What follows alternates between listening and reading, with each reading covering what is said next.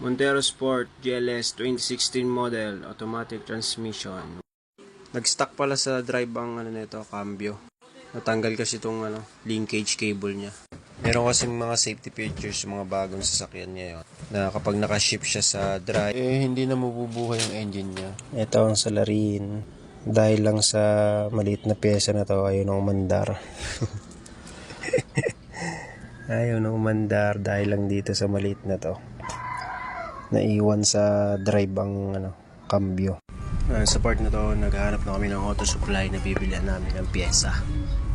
At ayun, sa wakas, nakahanap na rin kami ng pyesa. Yung pyesa na yan na napagkaliit ay napagkamahal din. 600 pesos ang isang ganyan, boy. Ayos na ikabit na natin lahat. Moment of truth. Tingnan natin kung under na ulit. Alright, ayos na. Usok na ulit. Kabit na lahat. Start na ulit. Ayaw niya mag-start kanina.